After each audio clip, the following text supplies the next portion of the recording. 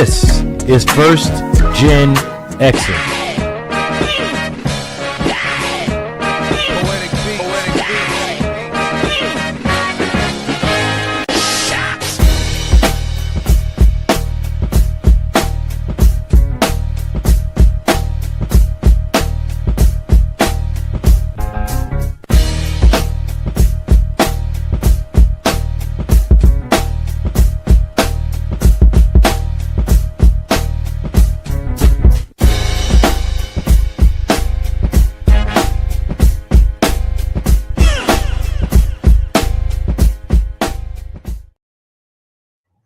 Hello, and welcome to this week's edition of The Classroom on First GenXers Presents.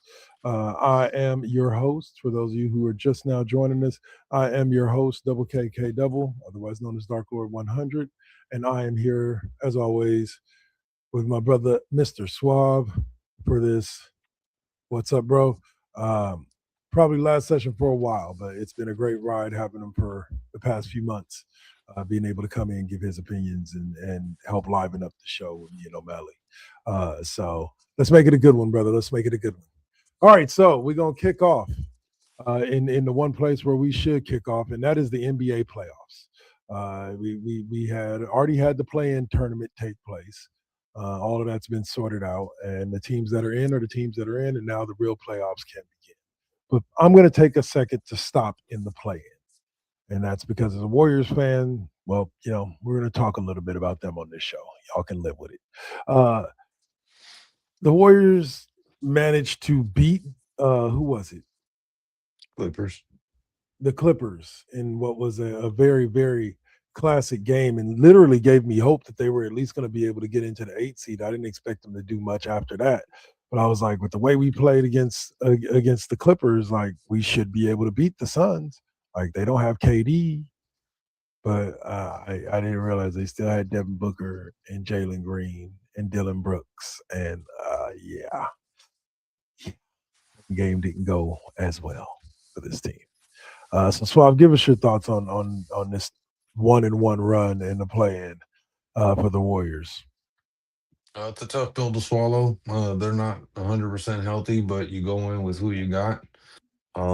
They did a great job against the Clippers. It was a come from behind victory. We were down 10 most of the game. And then Draymond Green was able to put the clamps on Kawhi Leonard, and the rest of the team wasn't able to step up. And it was a different scenario against Phoenix. You got to give Jalen Green a ton of credit. He played outstanding most of that game, and it really, I think, was the difference on why the Suns were able to beat the Warriors. They just weren't able to really contain them. Everybody kind of chipped in.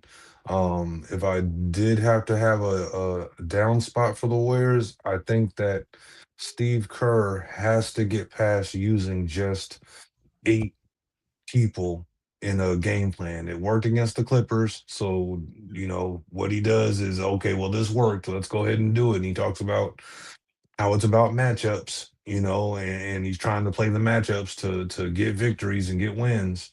And I think he did a disservice to the team because a lot of the guys on the far end of the bench had been playing and playing well in spots. So I think that when they were down early against Phoenix, yet again he stayed with his tried and true, 5 starters and three guys subbing in and out. And I think that's a mistake.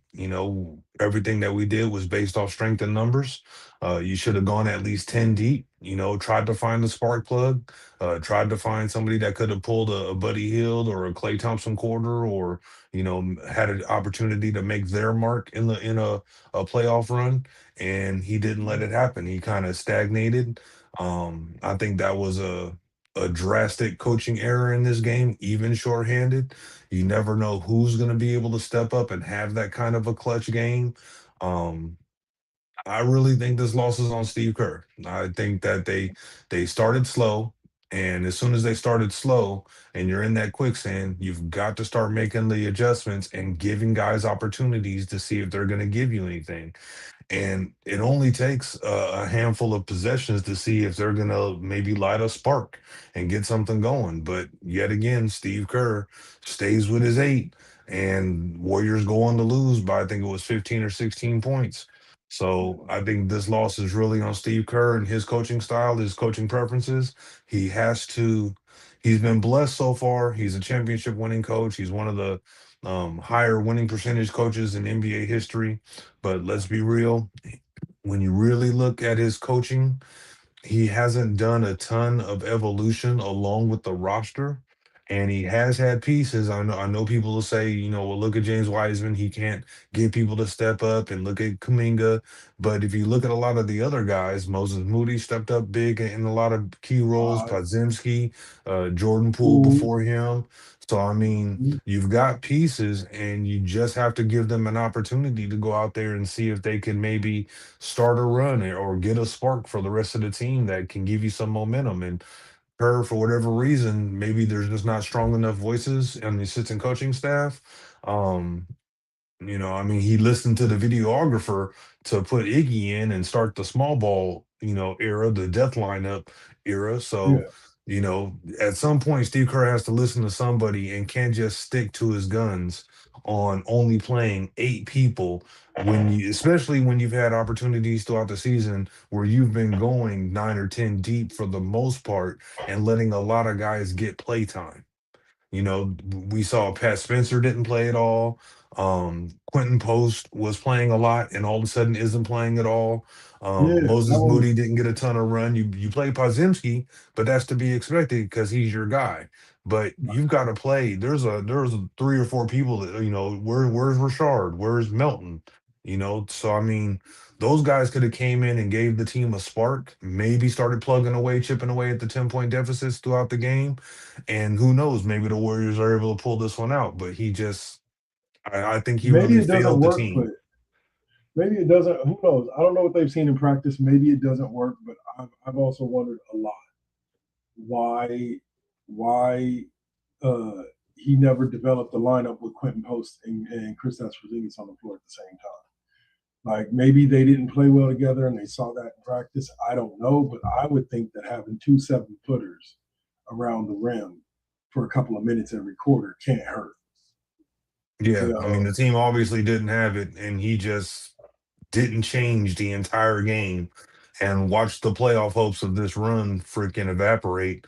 Honestly, that was like the worst part of the whole thing. And yeah, we're missing Butler, and yeah, we've had some, Steph just came back off of his injury after a long absence. But to only play 8 guys in this game just because it worked against the Clippers, I don't want to say anything as drastic as Steve Kerr's got to go. He's a good coach and he's shown his mettle, but he needs to be told, you need to evolve. You have to start looking at 9 or 10 guys playing. Who gives a damn if the matchups aren't looking right?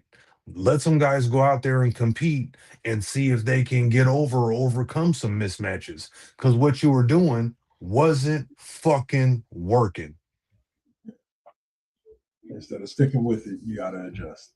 All Yeah, right, so yeah, now all game. now we'll kick into the real basketball talk as we go to.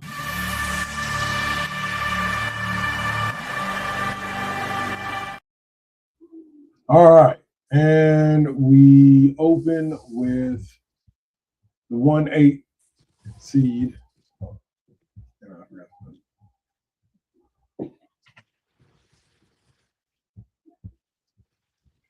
Sorry, now we can go back to it. All right, the 1-8 matchup in the West, which is the Thunder and the Suns. The Thunder have already won game one. Don't expect this to be something that's going to be anything other than easy work, no matter how much trouble that team gave to. Sorry, small distraction. No matter how much trouble that team gave to the Warriors, the Thunder are a whole different beast, and they're going to be in playoff mode. And I'm expecting a sweep. What are you expecting out of this series?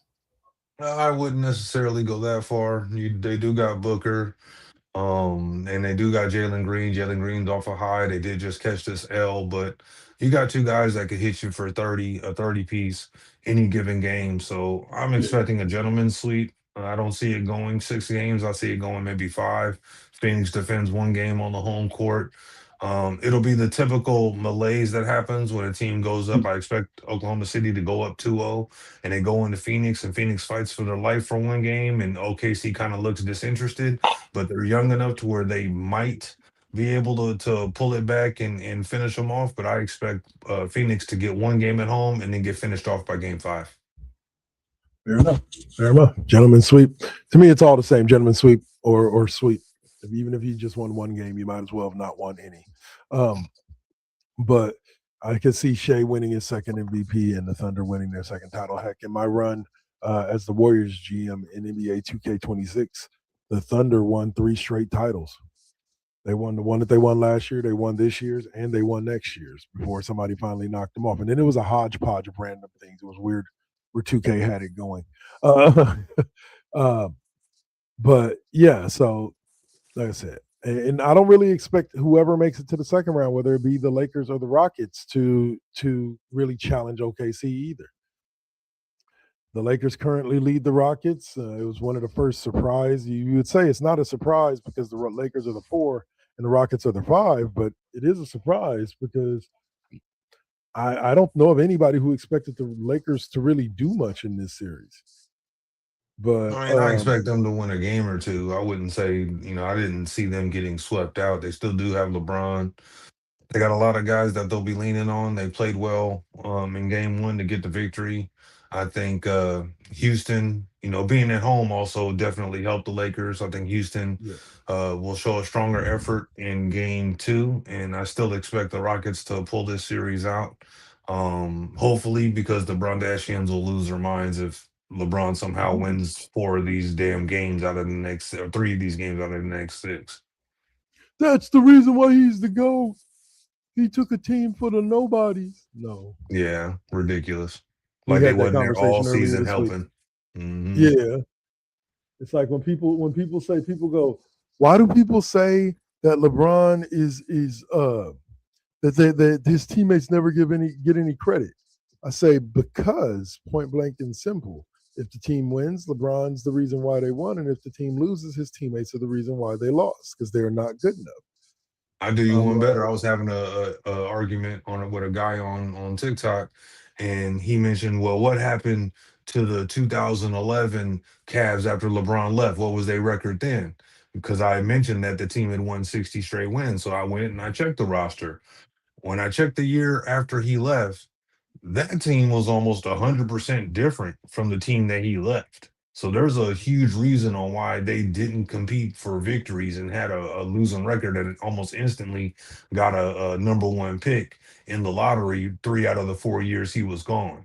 So that was not the same team that he had led to the finals. To the title, Yeah, and won 60 games. So let's not get it twisted. He's had good teammates. And also, it's funny because I also say the same thing that people don't seem to get about the KD Warriors scenario.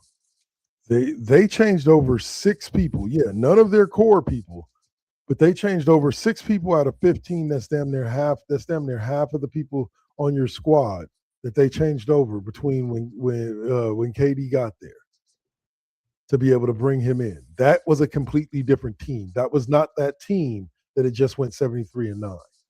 It was a completely different team. Now, I'm not saying it wasn't a good team. KD joined a good team, but he didn't join that 73-9. Now, if Harrison Barnes had left and KD came and replaced him, and that was all that had changed, the whole bench and everybody else was still the same, then I would agree with you. He joined the 73-9 team. But no, they gutted half their bench, easy, over 2/3 of their bench to bring him in. That's a different team. Chemistry had to be learned. They were just, and what's funny is that we talk about, like, there's a joke that runs before we move on to the next series that runs about people saying LeBron fans are just mad because KD did what LeBron did, that he just did it better. And another example of that is the fact that in KD's first year with the Warriors, they won a title. In LeBron's first year with the Heat, they didn't. Yeah, that would lean towards KD just did it better. Anyway, So we also now have one of the classic rivalries, what's becoming quickly one of the classic rivalries in the NBA. The number 3 Nuggets taking on the number 6 Detroit or Minnesota Timberwolves. Ant Man taking on Jokic and Jamal Murray and them boys. The Nuggets currently have a 1-0 lead. What do you think about this series, Steve? I think Nuggets will pull this out in 6 games. I don't. I expect the Timberwolves to get off at least two. Potentially, it could go to only 5 games. Denver at the moment still just has too much for the T Wolves. Uh, T Wolves didn't necessarily have a season that they expected to have for a playoff positioning, but Anthony Edwards is a top 15 player in the game today. But He's top 10, they've I got think. to yeah, I mean, you can make the argument. Absolutely, uh, I wouldn't go against it. I'm not adverse to saying it, but I think they still need to put more pieces around him. Um, the team that's around him now is starting to age a little bit, and it's time for them to inject some youth. It's going to be tough because they'll always be lower end of the first round in their drafts, but if they can manage their cap properly, they can go out there and bring in maybe a premium free agent, a co-star for Edwards, and maybe Minnesota can start making some noise. Wasn't Cat supposed to be that? Oh, they don't have Cat anymore, huh? Yeah, he's in New York. They, he's in New York, my bad. But all right, yeah, hopefully we will see. Speaking of side note, real quick, the Warriors have been said to be wanting to make a major push for either Giannis or Kawhi this postseason or this offseason. I think the Why Kawhi I stuff don't is know. over, but I can see Kawhi. Here's what's funny. I don't even know why they want to bring in anybody else. Just run it back with Jimmy, Kristaps, Al Horford, Draymond, and Steph. You get all 5 of them healthy, and then you give them a good bench with Pods and Moody and GP2 and all that. I think that's a championship caliber team right there. I mean, they can challenge, but if you have an opportunity to bring in somebody like Kawhi, especially after the way he played this year, there's no doubt about it. They would try to do it. The question for, and a lot of people are confused. They think that Kawhi would need to be traded for, but the Clippers are in for some vast penalties for paying players under the table. Yeah, Kawhi being one of them. So there's a lot of talk that his contract is actually going to get voided. Then they're going to get hit with the penalties for draft picks and all that stuff. It's going to be even crazier than the T Wolves Joe Thomas stuff. So right. I expect Kyrie to end up being a free agent. He's gonna have his choice of really two teams because that was the reason he left Toronto, a team that had just won a title, even though it was blessed with injuries to do it, but he still got it done. You give him his credit. Yeah, Um, there's only really two teams. It's LA or the Warriors because he doesn't really want to be far from LA, and it's only a 4.5 hour drive to get up here to Frisco and play for the Warriors. The only question is both teams are over the cap, unless LeBron retires. And even then, I think they don't have a ton of cap room, even if that were to transpire. So it's probably for the mid-level exemption, at mm, like 10 something million a season, and he'll have to take like the hand slap. I mean, he could run off somewhere and go get paid. He could join up. There are a few teams that don't have cap room. It's just going to be yeah, dependent on, is Kawhi willing to leave California, where he was born and raised, and then be Midwest, back east. There'll be a couple of teams, but if he wants to be on a winner and stay in California, it's only the Lakers and Golden State. Those are his only options. So we'll see what very true. happens. We'll see what happens. All right, so last Western Conference matchup, the only series that has not had a game played yet, Spurs versus Blazers. Hey, who knew the Blazers were going to be here at this point? We thought Damian Lillard out for the season. The Blazers was going to be a bottom feeder, a lottery team. And here we are. They're the 7th seed facing off against Wemby and the Spurs, another team that people thought was going to take a couple more years to develop, but it looks like that new coach over there has found his man in Wemby, and they are going to be making a push here in the playoffs probably this year. What are your thoughts on this Blazers Spurs series? I got to eat crow for a minute because a guy on TikTok before the season started told me that um, the Warriors would not make the playoffs. Boston would make the playoffs, and Portland, he had Portland rated higher, and I want to say he had them as the 7 or 8 seed in the playoffs. And I got to give him the credit because I told him there's no way Boston doesn't fall off as hard as Indiana. I was wrong. And the Warriors didn't make the playoffs. So I was wrong again. And then Uh, 3 for 3, the Blazers made the playoffs, surprising the hell out of me. But I don't expect the Spurs to have much trouble with this game. They should, uh, if they don't sweep them, it'll be a gentleman's sweep. I don't see the Blazers unless San Antonio has a major meltdown or some type of injury. I don't expect the Blazers to win more than one, maybe 2 games if some type of last second shot miracle happens. The Spurs are a true contender for the title. They're at the top. Wemby makes the difference. So this is the year that the Spurs could really find their way in the Western Conference Finals against OKC, and we can have that really good matchup with the Spurs and the Thunder. yeah, I think we all would love to see that. I know I would. All right, so now we're going to jump over to the other side of the board to the Eastern Conference, and we are going to take a look at the 1 versus 8 seed, which tonight saw a massive upset as the number 8 seed Orlando Magic managed to topple the Pistons in Game 1. Now, is this a sign that the Pistons are paper champions, or is this just Orlando being hot coming off of winning that play-in matchup? I'm not sure. Is Cade Cunningham playing, or is he still hurt with the collapsed lung thing? That's it. Because even if he's playing, I know he's not playing at 100%. And Orlando is a young and up He's and coming still team that had a banged up. disappointing season. They do have a star. They got they got Banchero, they got Wagner, they got Bain. They've been healthy through most of the season, so you got to give them their flowers right now for getting that first game, which is critical in the playoffs. Okay, And the he's Pistons, back. He's back, but they said he's not quite 100% yet. He's almost there. He yeah, came back with like 12 games left to play in the season. yeah. So the playoffs are a different beast. You really need your health in the playoffs. That's when it counts the most. It's gonna be tough. They should bounce back. They had a great season, but they may just be, I wouldn't call them paper tigers. I would say that they're probably a year away from truly competing had they Mhm. not had the injury to Cunningham that knocked him out for a while. Okay. Okay. Next up, we have the Cleveland Cavaliers and the Toronto Raptors. Cleveland's currently up 1-0 in this series. I expect Cleveland to win this series in 5 or 6. The Cavaliers will just be too much. I love the Raptors, but I just don't think that they're there yet. They're on their way. They're young. They're up and coming, but I just don't think that they're there. What are your thoughts on this series?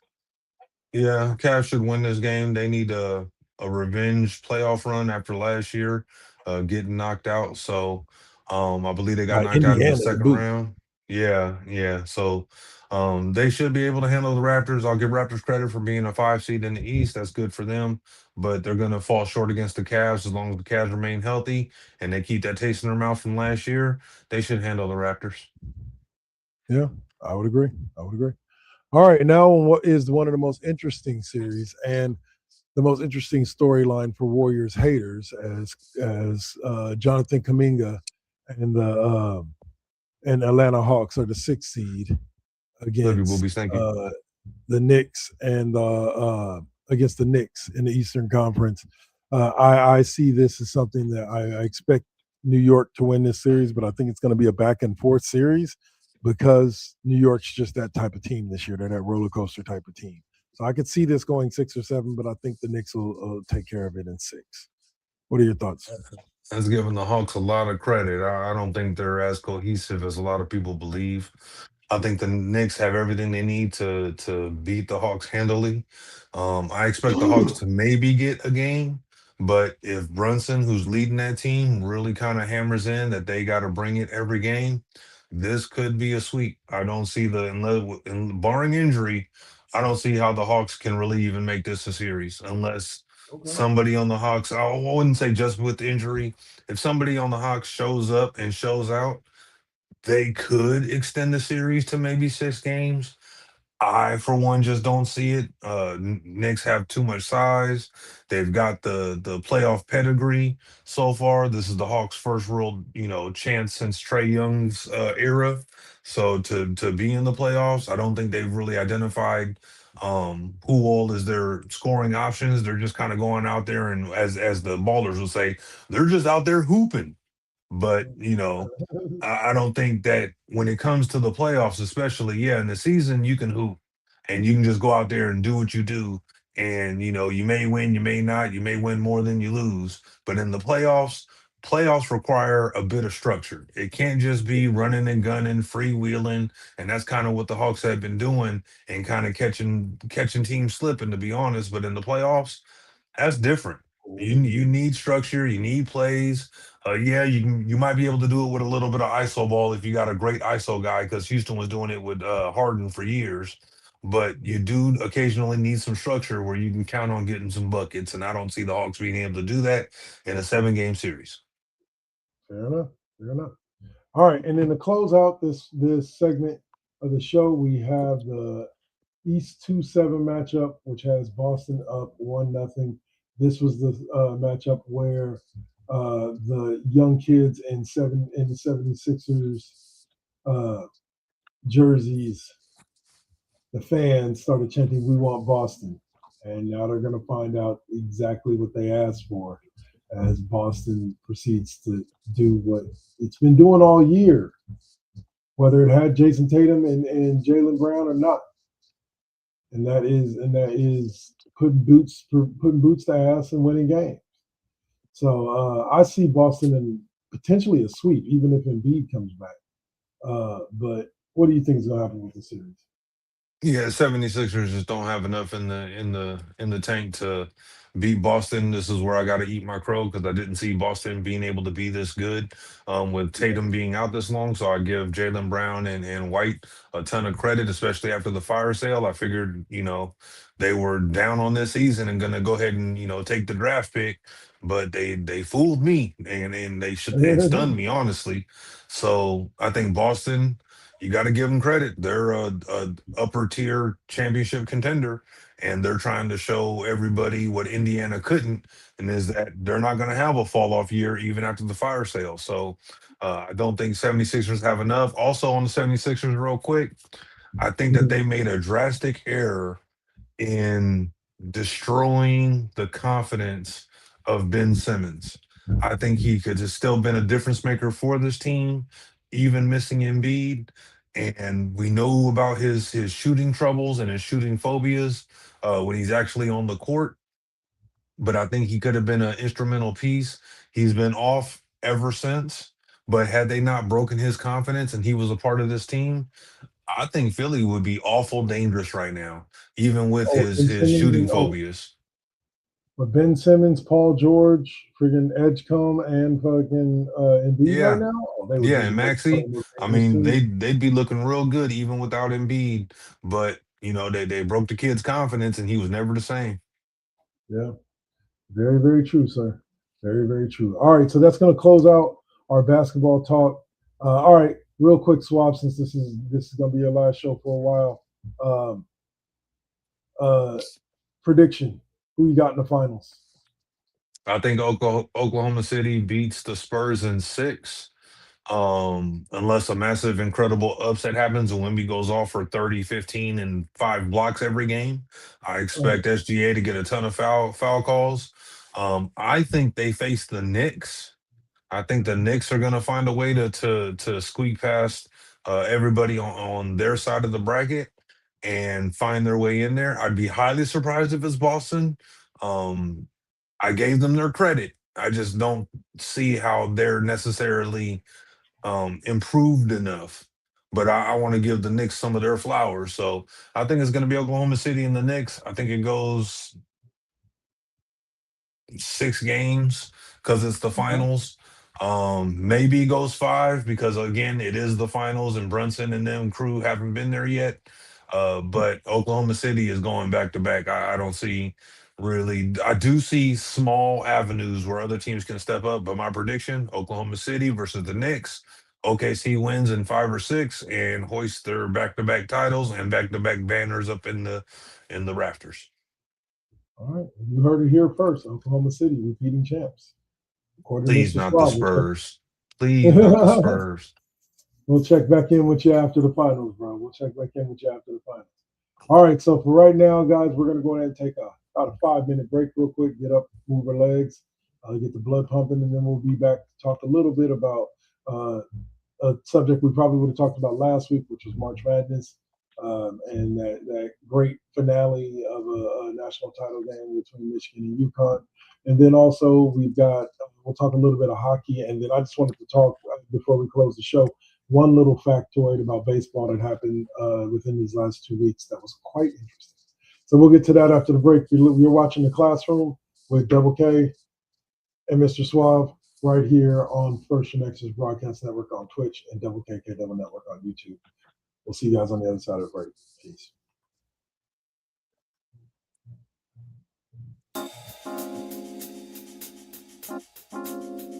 We back at it.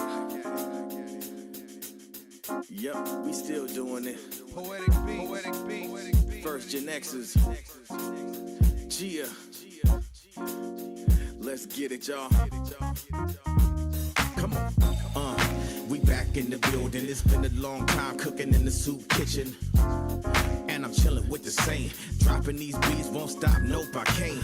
Let me get up in the lab, turn it up. Game on with the First GenXers. What's up? Let's flip on the Switch or the Xbox and get up in my zone, I'm clowning. Let me clear my throat for a minute. Shout out to my folks while I'm in it. It ain't nothing but love, it's babe business. I really don't know what's so who ain't feeling this. And this is only the beginning. Now versus then, this is something for the chillin'. Poetic got the joints like McDonald's. I'm loving it. It's the First GenXers. We're now rocking with Poetic Beats. This is the First GenXers production. Get your PlayStations out. Get your Xbox out. Get your Switch out. Let's get it in, y'all. Holla back.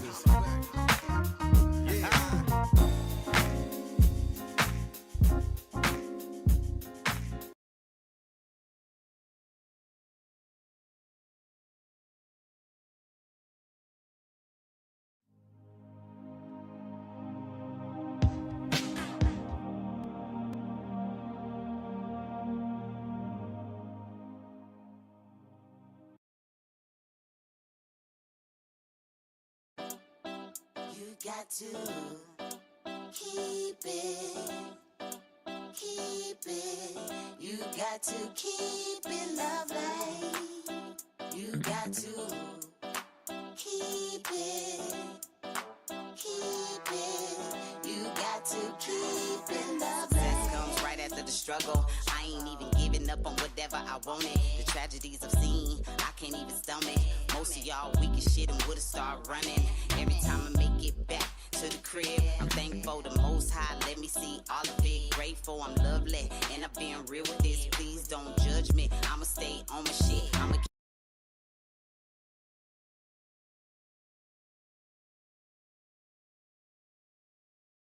Adams family like dynamic between Pugsley and Wednesday. Like, Yeah. very true. Yeah. Well, I always temper this because I think I did not like the receiving caution tagline. I've also seen what Chase Center looks like when the Valkyries are fucking playing, so fuck all of you. Because Chase Center is packed no matter what's going on.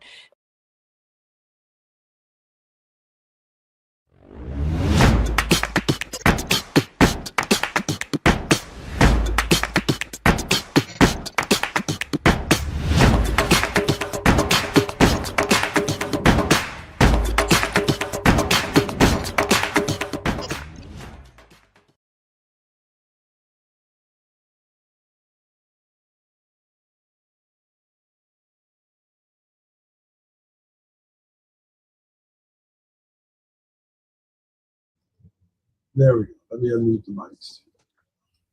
All right. So we are back. And we are going to talk more basketball, but just a younger version.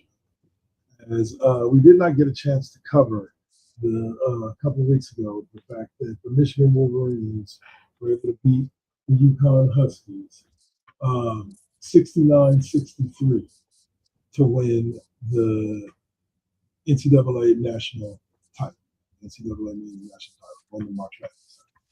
Their MVP was Elliot Kadu, who was named tournament MOP after leading the team with 19 points in the final. The defense held UConn to 31% shooting from the field. Morris Johnson Jr. contributed a double-double, 12 points and 10 rebounds.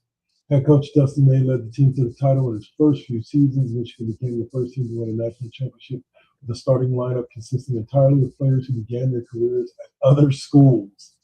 Wow. That's that transfer portal putting in work, huh? That's the NIL and transfer portal. That's what it was for. So give me your thoughts on this national title and what it may mean for Michigan. And does this not necessarily stain, but put a small little dent in Danny Hurley's, image as a top coach or as the top coach? I mean, not at all, really. I mean, even just getting to the national title, not necessarily winning it, is still huge. And most teams, you get props for making the Sweet 16. Well, I should say your Cinderellas get mad props for getting to the Sweet 16. Your strongest teams and big time programs get credit for making the Elite Eight and the Final Four.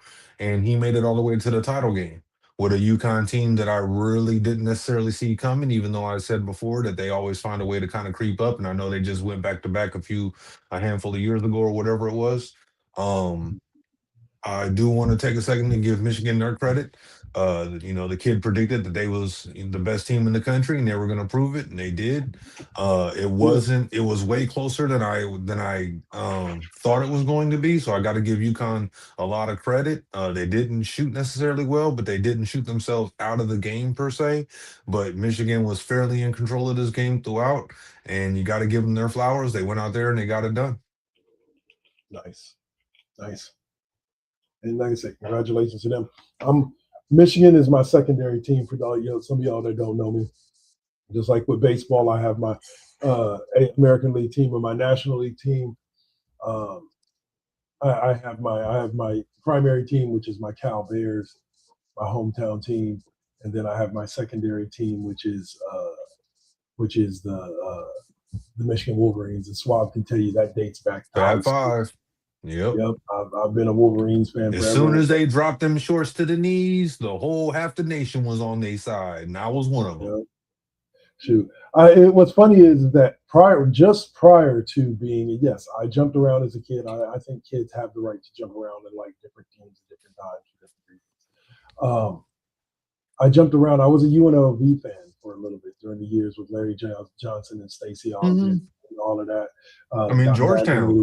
I was hot on Georgetown for a good decade. Yep. And then like you said, around the Fab Five time, I fell in love with the Michigan Wolverines, and I've been a Michigan and Cal fan ever since. And no, there's no irony lost on me about both teams being kind of a maize and blue type team, color team when it comes to the colors. But in general, yeah, it's good. It makes me feel good when I see Michigan win a title. Like it makes me feel good when I see that, just like it would if Cal ever got that far in my lifetime. There are two teams. We had good teams. We face tougher teams, and they can never really. They have spikes and just never consistent with the talent. NIL could change it because I mean, Cal could definitely afford to spend some money and make a powerhouse program by paying some kids to come for a couple of years and actually doing something like an Indiana move. They could. So please, Cal, whenever you're ready to, open up the purse strings and let somebody go in there and do some damage, I'm ready. But yeah, there's. I was going to make a statement about there's two teams in my life that two of my favorite sports teams that I've never witnessed. Even one I've never witnessed play for a championship, and the other is I've never witnessed them win a championship. The San Jose Sharks have not won a championship in their existence, let alone during my lifetime. And the Cal Bears athletics program in general, like the major sports athletics program. Yes, they've won track and field titles. They've won rugby titles. Cal Rugby is one of the best programs in the world. Uh, but I've never seen them come close to sniffing a national title in football or basketball. I've seen them make some decent. I've seen them play in. I've not seen them, but I've seen them play in the World Series of Baseball, the college World Series of Baseball, but not the Yeah, actual Cal in other final game. sports has been phenomenal, and they do have championships in other sports. But the big two, basketball and football, they had the run with J Kidd and Lamont Murray in them. They had Sharif Abdul Rahim for 2 or 3 years. But other than that, the wins were sparse and the runs were sparse for basketball. And then we grew up with Aaron Rodgers and Marshawn Lynch, Deshaun Jackson, and the kid from the San Diego Chargers, Allen. For Hmm. some reason, his first name is escaping me right now. But Yeah, we saw some good, strong runs, and outside of a couple of flubs, and especially if the college football playoff had happened back then, maybe they would have been able to make some noise. But because it was only the top two teams getting in there, it was a kind of rough during the time for Aaron us as Rodgers Cal days. fans. Yeah. Yeah, So I during mean, Aaron Rodgers. but if Cal is a championship winning school because they do win in other sports. Um, you know, they've got a gaggle of championships and other things other than never really winning in football and basketball. True, true. Oh man, but But I feel all you right. about the So Sharks because then we watched the damn Las Vegas Knights, Golden Knights, win what, year two one. Stanley Cups? Yeah. Yeah, And you watch that and you're just like, well, Sharks, what the hell were you doing this whole time? And you've had great players. yeah. They've had some Thornton and fucking Couture. Marleau, yeah, I mean they've had some Yeah, talent on those teams, and just now I will say there were other better teams in that era when the Sharks were created. I will say that you had the Red Wings dominating, the Bruins with Thornton early on were running. Sidney Crosby hadn't even really gotten into the league yet, but as soon as he did, it changed. So they there were some juggernauts out there, but man, what the Golden Knights got to get blessed with in year 1 and 2 or year 1 and 3, yeah, every expansion team in the rest of history has to do something like that because the Golden Knights set the standard. 100%. I'm with you right there. That they did. All right, so glad we kind of drifted over into hockey there because that's our next subject. In the Stanley Cup playoffs begin, and I really don't want to focus on the playoffs. I haven't really been paying too much attention this season, so I'm not too high on knowledge on what's going on with some of the top teams. But I do want to give a shout out to those exact same San Jose Sharks who fell 2 points short of making the playoffs, Yeah. basically one win short.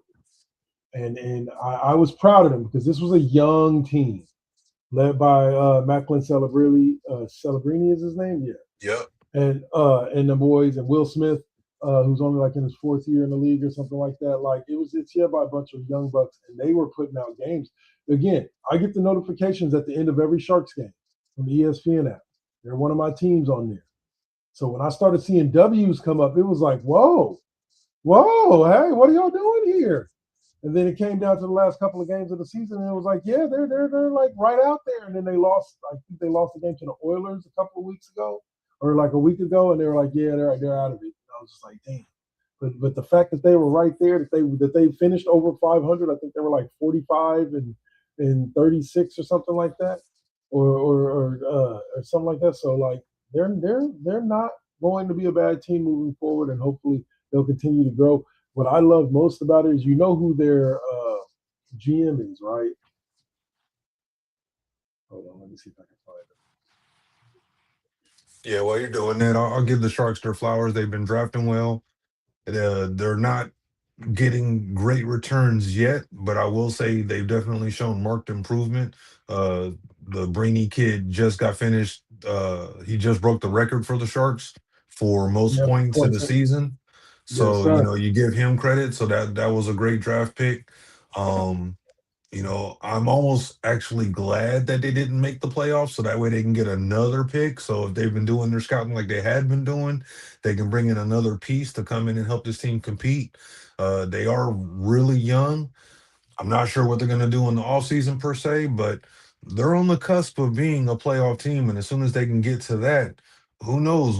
One time in the next 5, 6 seasons, I don't see them being a juggernaut, but they could do a one-shot championship, so that way we could knock down them off the list of teams that we follow and have as our favorite teams that can actually, say we've seen them win a title.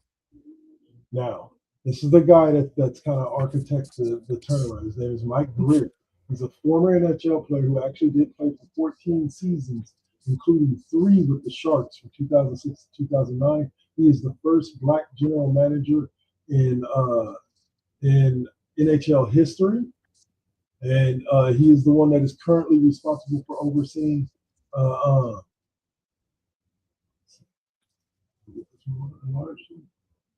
uh, and he is responsible for overseeing one of the biggest rebuilds in Sharks history. So shout out to Mike Greer, like my dude getting it done, got this team looking good already. I think he's only been on the job for 2 years. Like I want to say he hasn't been on the job that long, but he is already turning this team into a competitive team, and that was by just investing, using those draft picks, investing in youth, and then surrounding them with veteran leadership, which is Yep. the combination to any championship team is youth with veteran leadership. So I can't wait to see what the Sharks are going to do moving forward. Like they've got to be destined to be a great team. All right, and now there was a lot of stuff going on in the MLB over the past couple of weeks, losing streaks. There were people who hit milestones of saves, a number of saves. But the one thing that I wanted to talk about actually went down last week. And I know you're not necessarily a direct A's fan anymore, but I also know you do keep track of them as well and kind of how they're doing. This last week, the Oakland A's made history, or just within the last 2 weeks, the Oakland A's made history. They shut out the Yankees in the third game of that series, not to mention winning that series 2-1 against the Yankees, and then shut out the Mets the very next day. Evidently, according to the stat keepers, this is the first time in the history of the MLB that the Yankees and Mets have been shut out on back-to-back days.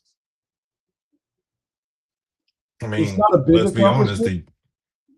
Yeah, it is. When you really think about it, I mean, the Mets haven't always had great teams, but they've had those one shots, the Miracle Mets, and they've had definitely have drafted some studs throughout their history. So to do it to both teams and to have it be the first time done in MLB history, according to the statisticians or the people checking up the stats, I mean, those are things that never happened before. It was due to happen, I guess, at some point.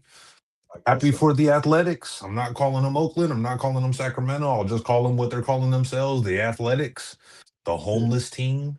And you give them credit. I do believe that this is the beginning of the uptick that we're used to as Oakland Athletics fans. The team would go on a dry spell of about 3 to 4 years, having sold off talent, or accumulating draft picks and your other talent.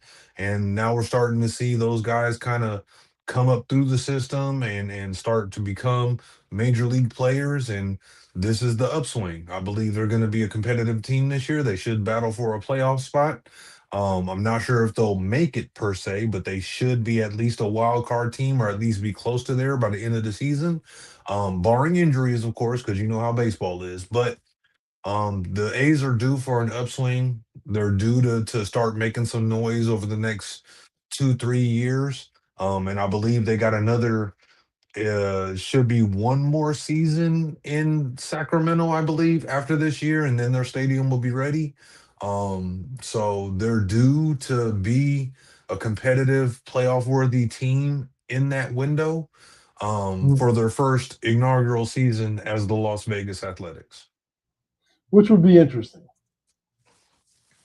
I mean, Uh, they're uh, due. They got to do something because I mean, you yeah. can't bring a stinker there. Well, I think that's what Fisher's main design was to bring a stinker. Yeah, and I'll be honest, since we're on the subject, and I'll make this quick. So if the A's are on an upswing, it would be these next two off seasons where he needs to start opening the purse strings and start signing big time free agents, hooking a big fish or two, whether it be a pitcher or a couple of hitters, somebody Yeah, to kind of bridge the gap to push them into true contention. So that way, when they go to Vegas, the Vegas fans are actually ready to go to games. Because here's the thing I fear: you got 80, what is it, 80 something games, home games in Vegas. Now it's different for the Knights. They got about 30 games, however many they, 35 games. yeah, You got football, there's only 8 games in the season, and they've been selling off, forcing teams to go overseas or go to Mexico to play games, so you lose home games. And yeah. we've seen the games, those games have been okay, and the Golden Knights have been winning, which has helped fill up that stadium. But we're talking baseball. And when we're Yeah, talking baseball, we're talking 80 something games. That's and that's brand small new jewel of a state. stadium is going to be half empty most of the damn time, and it's going to look just like it did at the O.co. Yeah, So he needs to open up the purse strings, bring in some high profile free agents to augment all this young talent to help propel them sooner rather than waiting, have those guys entrenched, and yeah, then move them into the new stadium so that way they're already competing before they get to Vegas and yeah. actually have a real shot rather than a what we're used to, the Billy Bean one shot championship that he was hoping for with the tight purse strings that he was dealing with all them years as our GM. 100%. I could. There is not a single thing I would change about what you said. Like, man, it's now's the time. Get it done. I wouldn't mind seeing them win a World Series or get to a World Series in while they're playing in SAC, but I doubt that's going to happen. But I do like Yeah. the likes of Kurtz and like a lot of the young cats. Like when I play MLB The Show 26 or 25 or whichever one it is I'm playing. Um, always like playing with the A's because it really shows me what their young talent could develop into. Yeah, And I want to yeah, say I bought 24, I think it was, because that was going to be the last time that they were going to be playing at O.co. I bought it because it was the last time my team was going to be the Oakland Athletics, and I'm holding on yeah. to that forever. So they're not locking me out of that shit. I'll buy the hard copy if I got to. But Fisher's got to do something rather than just relying on the young talent because that's not going to get it done in today's game. He has to go out there and make some big splashes in free agency, and and what's crazy is the splashes are crazy because you're talking, some guys are getting 300 million. Some dudes are getting 200 million. Then you got the Yeah. whales getting 600-700 million. And Oh my honestly, god. he's got to go out there over the next 2 seasons and get him a couple of Ahab stabs and bring in a couple of whales to really push this team. Because if you're halfway selling out the damn stadium in Vegas that's being built that you owe money on, you came out of pocket to build this. You got loans and all that. I mean, half empty stadiums ain't gonna get it done. Yeah. 100%. And yeah, like you said, they got to go in there hot, but with the Vegas fans wanting to see something. I think they need to Yeah, make two major signings. I think they would need to they need to make two major well signings. They need to sign an ace for their pitching staff that can help develop whoever the young ace they want coming up. Uh well say well say that to help their young ones coming up, their young aces coming up. And then they need a solid bat in the center of that lineup because they have a lot of other ones. But you add, I know this is reaching. I'm not saying these people will actually be an A, but like somebody like Vlad Guerrero or somebody like that, a power bat that can play the outfield or first base or something like that. That's what they need. They need a Mark McGuire. They need an Albert Pujols. Not necessarily to that level, but they need I'll somebody take who it a can be the step anchor further. of like that because they have a lot of young studs that are around the infield and that are hitting the ball well. They just need that one veteran, or not veteran, but even he could be a young stud like hitter, but that guy that's going to be able to get us a home run at least once every 3 games or so. You know, I'll go a step further. I think they need 2 players each offseason. They've got to make a gigantic splash. They need a 1-2 punch in their rotation, in the pitching rotation, that can go out there and dominate and get, you know, I don't know, 20 some odd good starts or whatever they call it. And can get you some dominant wins. And then I think they need two bats. I think you need a power bat to solidify the lineup, and I think you need another contact bat, a guy that averages hitting over 300. He doesn't need to have a ton of homers, but a guy that's going to get you on base. But I think they need 4 top free agents to come in and really boost this thing up before he goes to Vegas. Because if they continue to do what they've been doing the entire time he's on the team, I think it's going to fail in Vegas. It's going to be a disaster outside of the fact that he's going to sell the team for $3 billion or some crazy number. I think Fisher's going to sell the second he can, and that's what this hubbub is all about. Because obviously he don't care about winning. Yeah, very true. Yeah, because if he cared about winning, he would have continued to pay and sign the players that he actually had there that would have helped them win. Yeah, the only people in the organization that really care about let me backtrack. The players care about winning. No player wants to lose. They love the money, but they don't want to lose. The management teams, the coaching staff, they want to win. I give them credit. Billy Bean has been dying to win the entire time. It's the ownership groups that could give a rat's ass about winning in athletics. Exactly. All right. So we can rant on and on and on about the A's all night, but we're going to bring the show to a close right there. Again, Suave, thank you for making it back to us for a couple more weeks.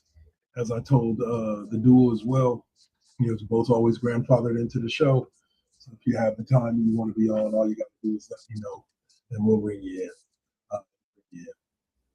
Other than that, guys, I want to thank all of you out there who've been tapping in on the Double K Double Network and on YouTube. You can find me next on Tuesday playing some college football 26, probably with the Cal team on Tuesday morning. And the video game streams all week. Tuesday, college football 26, Wednesday, NBA 26, and Thursday, WWE SmackDown, and then Saturday with the Halo Wars 2. So that's it. This has been the Classroom. First GenXers presents. We are out. Peace.